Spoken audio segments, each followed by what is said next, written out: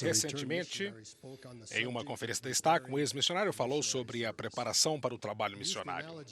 Ele usou a analogia de um pai dizendo ao filho: "Ficarei feliz quando você participar do seu primeiro jogo de basquete e quando aprender a driblar e arremessar a bola de basquete." Ele comparou esse exemplo a um pai que diz ao filho: "Ficarei feliz quando você servir uma missão e quando aprender a ser uma pessoa boa e ensinar o Evangelho." Essa analogia teve um impacto significativo sobre mim quando refletia sobre minha vida. Como rapaz, meu desejo maior era jogar basquete. Felizmente, tive um pai que estava ansioso para que seu filho realizasse seu desejo. Meu pai e eu praticávamos os passes e dribles básicos do basquete, hora após hora. Eu ouvia os jogos de basquete universitários pelo rádio e sonhava um dia jogar como um jogador universitário. Eu nem pensava em servir uma missão naquela época. Consequentemente, não fiz muito esforço para me preparar. Numa tentativa de fazer com que eu participasse de uma série de atividades, meu pai, que não tinha recebido chamado há algum tempo na igreja, aceitou servir como líder de um grupo de escoteiros. Ele seguiu estritamente todas as normas do manual. Devido à sua diligência, alguns dos meus amigos e eu alcançamos o grau máximo do escotismo. Descobri que o escotismo é uma grande preparação. Meu sonho de infância tornou-se realidade quando passei a fazer parte do time de basquete da Universidade do Estado de Utah. Durante meu segundo ano nesta universidade, tive o auxílio de um ex-missionário. Por causa do exemplo dele, comecei a reparar nos meus colegas de faculdade, inclusive os do time de basquete, e percebi que as pessoas que tomava como exemplo eram aqueles que tinham servido uma missão. E por causa dos meus amigos e das orações de minha mãe, os meus desejos mudaram. E após o meu segundo ano, fui chamado para servir na missão do Canadá. Com 3 meses de missão, recebi um novo missionário de Idaho como companheiro. Estávamos juntos havia apenas alguns dias quando descobri algo muito importante. Meu novo companheiro conhecia o Evangelho, enquanto eu conhecia apenas as palestras. Quando eu desejei ter me preparado tão bem para ser um missionário, como eu me preparava para ser um jogador de basquete. Meu companheiro tinha se preparado para a missão durante a vida inteira e tornou-se imediatamente um valioso membro daquele time missionário. Como é importante que pais e filhos trabalhem juntos na preparação básica para uma missão. Creio que seja adequado comparar o jogo de basquete à obra missionária. O jogo de basquete inclui não apenas o tempo em que um time está competindo com outro na quadra, mas as horas de treinamento e práticas adequadas. A grande obra de salvar almas não se limita aos 2 anos de serviço como missionário, mas requer anos de uma vida reta e de preparação a fim de atender ao padrão para o serviço missionário de tempo integral.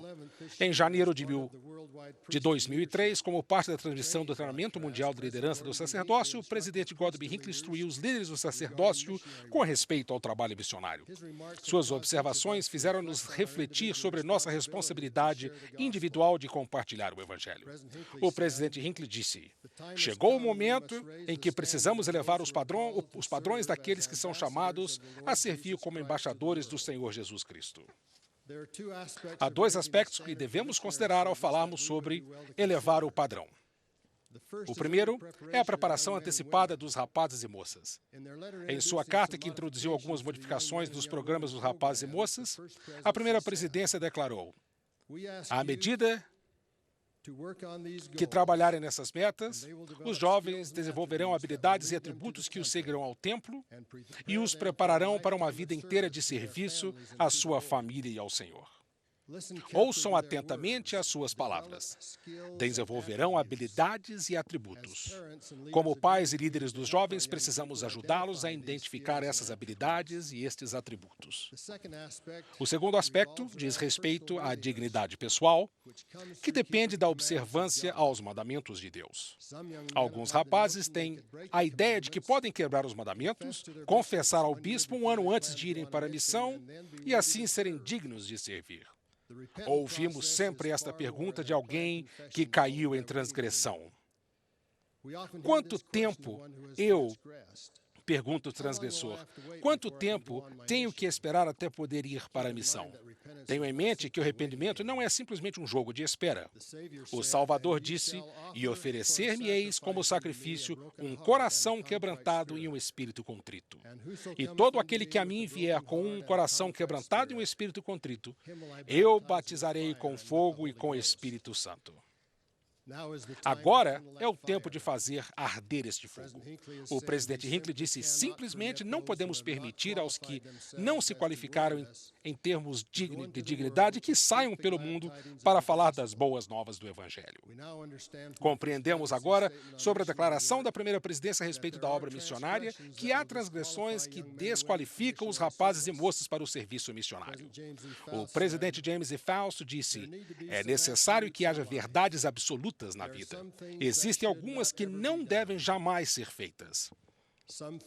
Algumas linhas que jamais devem ser cruzadas, votos que jamais devem ser quebrados, palavras que jamais devem ser proferidas e pensamentos que jamais devem ser cultivados.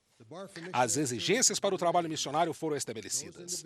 Os indivíduos que não forem capazes de atender às exigências físicas, mentais e emocionais do trabalho missionário estão honrosamente desobrigados. Eles podem ser chamados a servir em outros cargos significativos. Acreditamos que, seguindo as orientações dadas pela primeira presidência, haverá um aumento no número de missionários de tempo integral que estão dignos e preparados para servir.